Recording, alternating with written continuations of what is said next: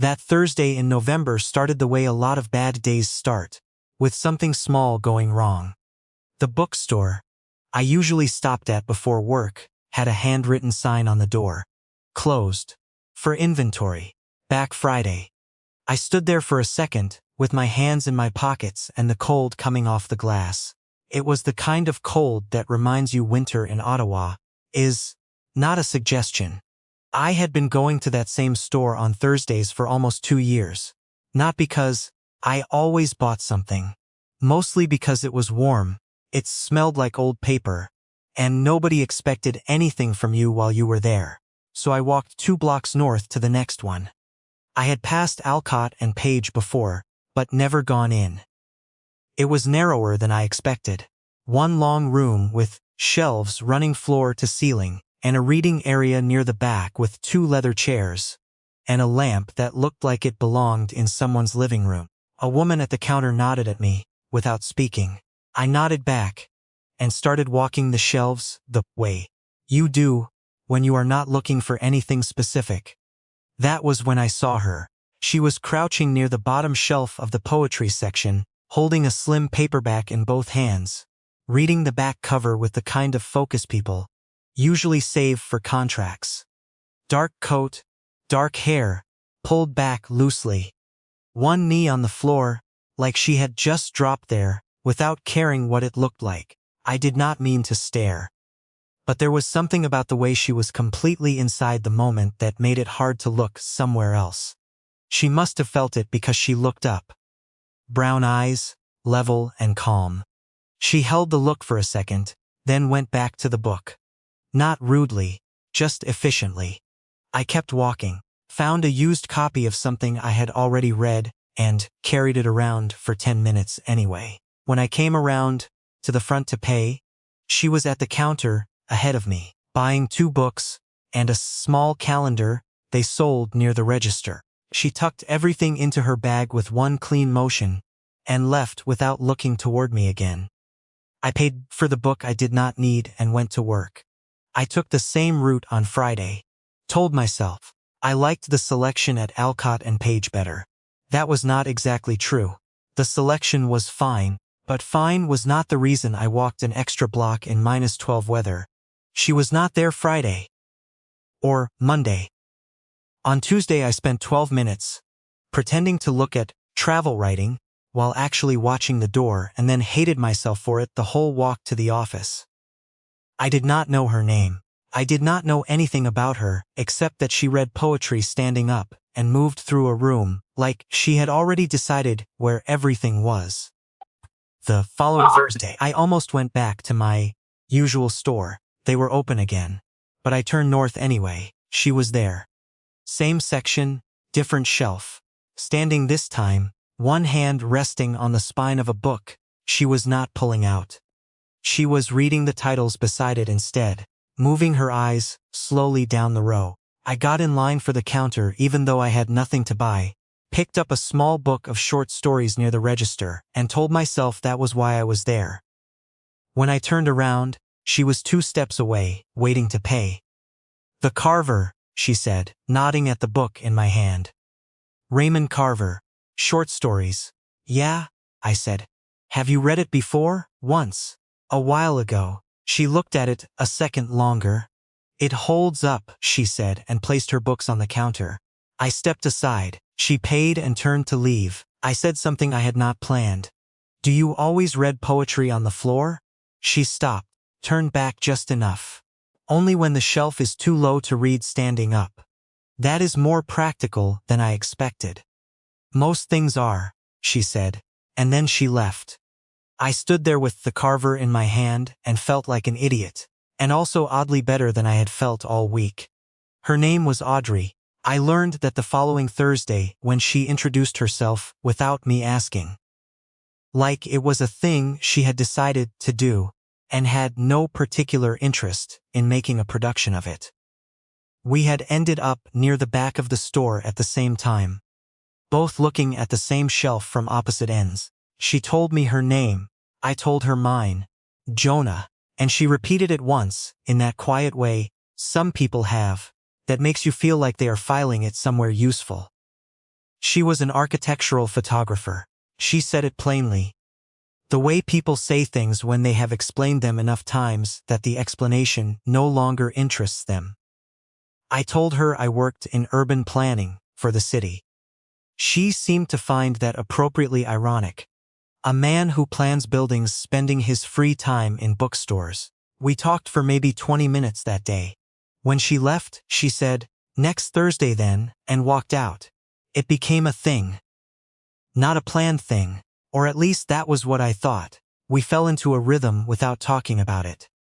Thursdays, Alcott and Page, late afternoon. Sometimes we would find each other within a few minutes. Sometimes I would be there first, and she would come in 20 minutes later, shed her coat, and not say sorry for being late, because we had never agreed on a time.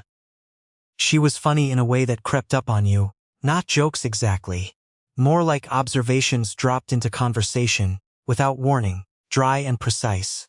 That took a second to land. She remembered things I mentioned once. I said in passing that I had grown up in Canada, and 2 weeks later she referenced it, in a completely different conversation, like she had been storing it somewhere. I started to realize she listened the way people usually only half listen. One afternoon in December, it was already dark by the time we left the store. Snow was coming down in the way that makes Ottawa look briefly like a place someone designed on purpose. We stood outside for a minute, neither of us moving toward where we were going. "There is a place on Elgin that does decent mulled wine," I said. She looked up the street once. Decent? Honestly, probably better than decent. I just did not want to oversell it. That is a very honest pitch. It is what I have. She looked at me for a second. "All right," she said. "Lead the way." That was the first time we were somewhere that was not Alcott and Page. We stayed for 2 hours. She told me about a project she had been shooting in Montreal. Old industrial buildings converted into condos. And the way she described light, hitting a brick wall at 4 in the afternoon, made me feel like I had been there. I told her about a rezoning project I had been stuck on for months, a community park being argued over by 3 different city councilors, and she asked exactly the right questions. Not easy ones, but the kind that made me think harder than I had been. When we stepped back out into the cold, the streets were quieter. We walked a block together before we would split off in different directions. "Same Thursday?" she said. "Same Thursday." She turned and walked, and I stood there for a second before I started moving. I was halfway home before I noticed I was smiling at nothing. January was cold enough to make the city feel smaller. She showed up one Thursday with snow still on her shoulders, did not brush it off, and went straight to the shelves like the weather was someone else's problem. I had been there for 10 minutes already, reading the first page of something I was not going to buy. "You look like you've been waiting," she said, without looking at me. "I was just early. You are always early." That was true, and I did not have a comeback for it. We got mulled wine again after. And then the following week, coffee at a place near her studio. And then it was just the thing we did. The bookstore, and somewhere after, and the conversation that started in one place and continued in the other, like there had never been a gap. I started noticing more. The way she paused before she said something she was not sure about. Just a half second. Like she was deciding whether it was worth the words. The way she held her coffee cup with both hands, even when it was not that cold anymore. The fact that she was always slightly more honest than I expected. And that honesty kept catching me off guard. One evening in late January, she said something that stayed with me. We were talking about a photography project she had passed on. Something that would have meant 6 weeks in Vancouver, decent money, interesting work. "Why did you pass? Interesting work?" I asked. She looked at her coffee. I did not want to leave something I was in the middle of. I thought she meant a project. Later I was not sure. February came.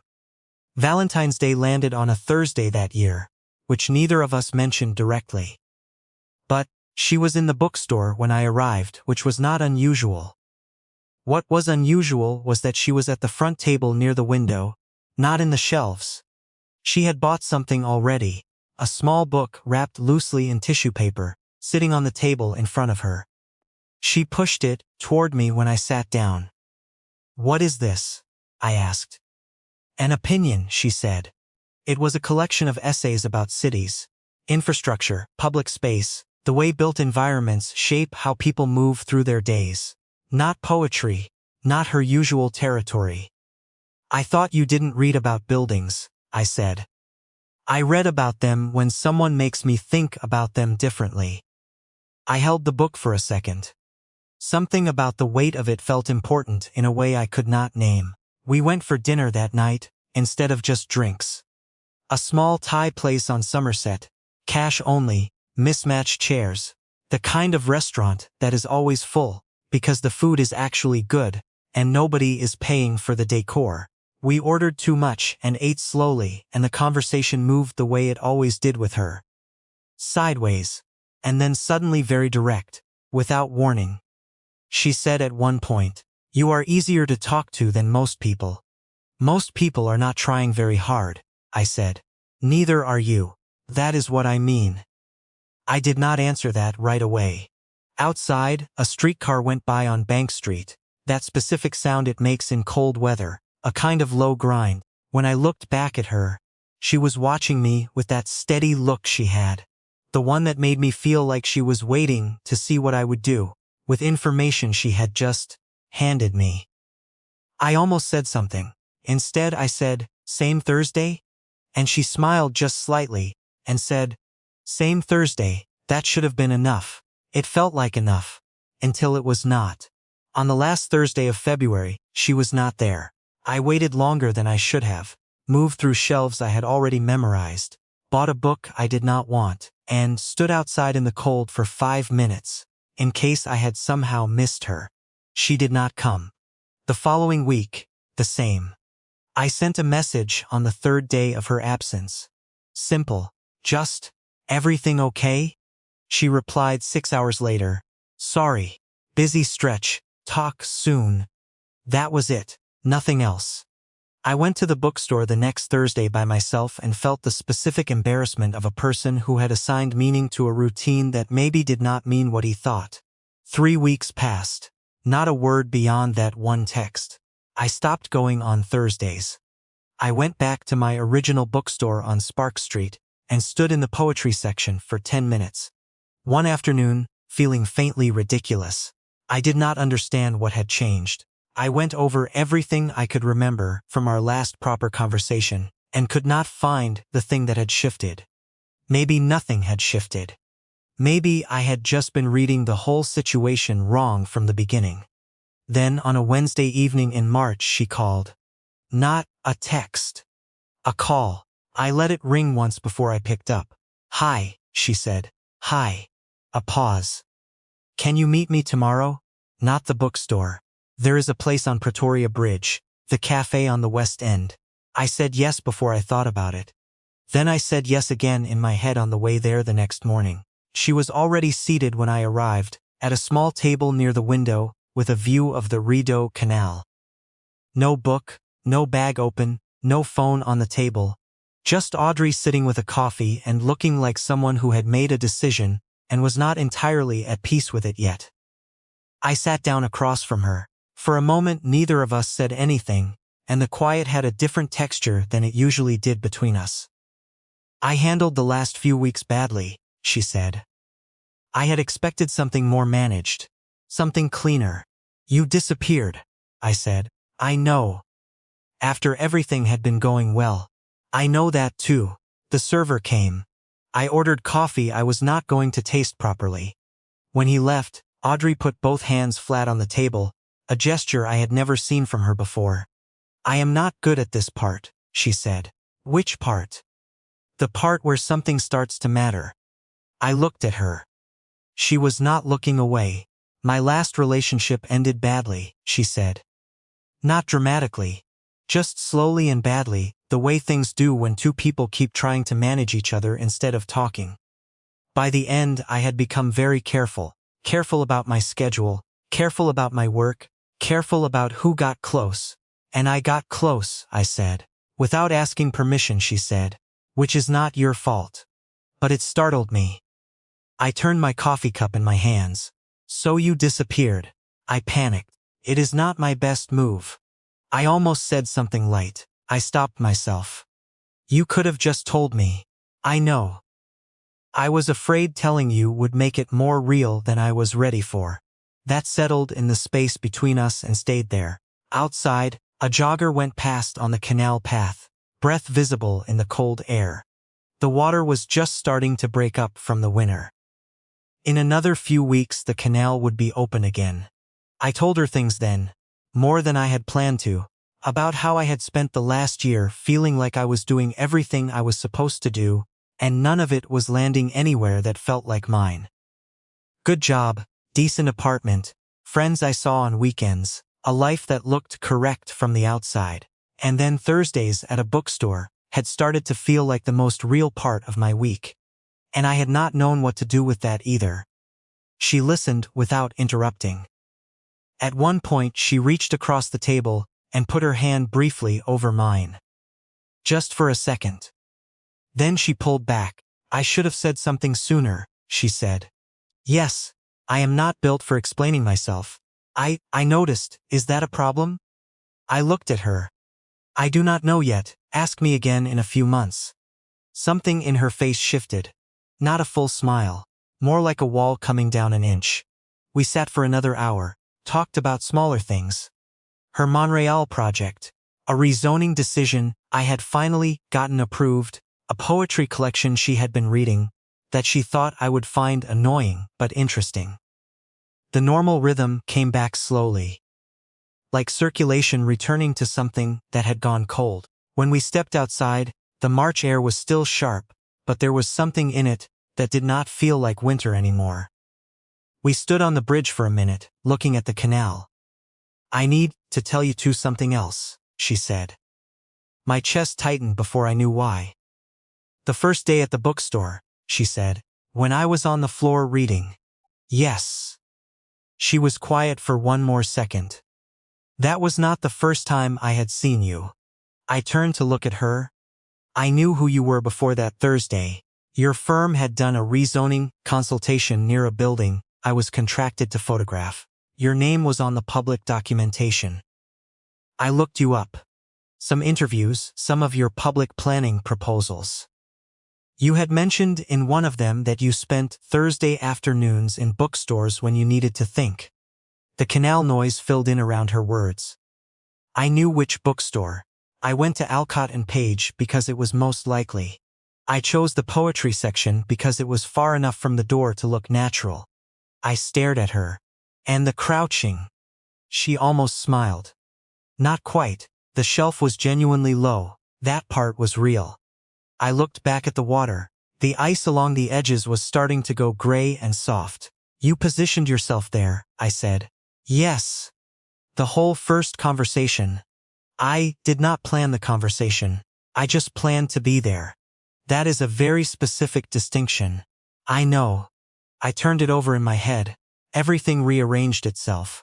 The floor of the poetry section. The way she had looked at me and not looked away. I had spent weeks thinking that moment was chance.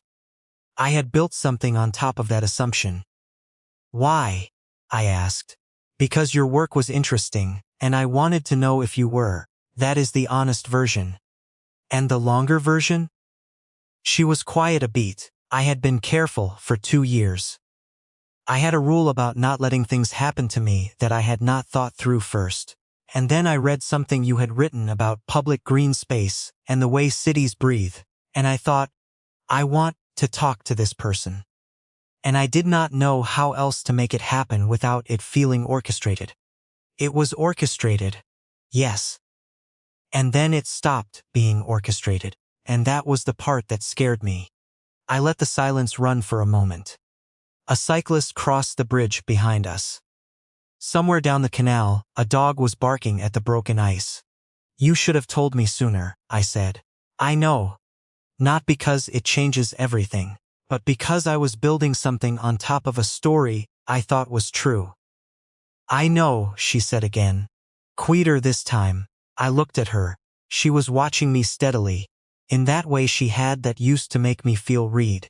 Right now it made her look like someone waiting to hear a verdict they were not sure they deserved. I need a few days, I said. She nodded once. Clean and without argument. Okay. I walked home along the canal instead of taking the bus. The cold helped. I went over it the way you do when you are trying to figure out if you are allowed to be hurt by something, or if the hurt is just your ego recalibrating. She had planned the beginning. That was true.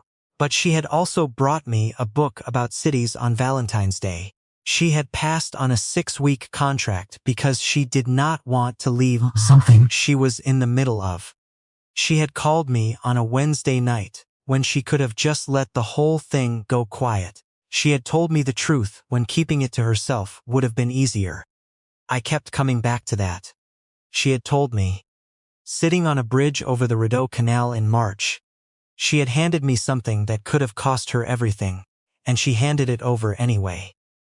On Saturday morning I texted her. Alcott and Page. Noon. She replied in under a minute. Okay.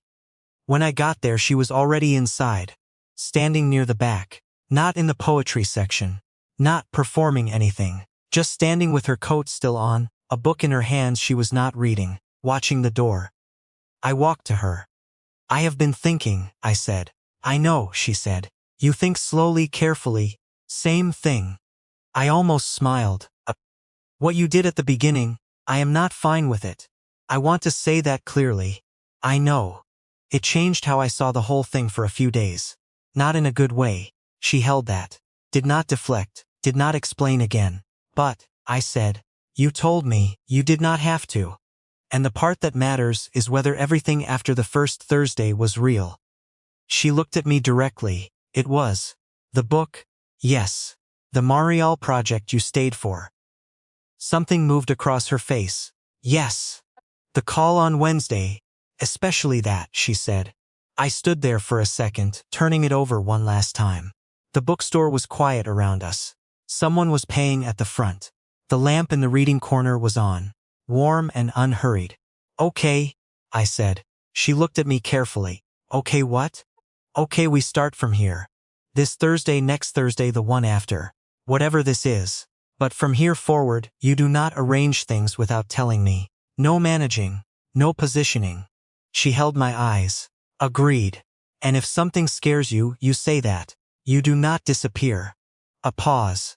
That one is harder. I know. Try anyway.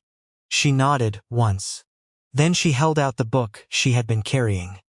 A slim collection of poetry I had never heard of, a Canadian poet from the 70s. The cover worn at the corners like it had been read more than once.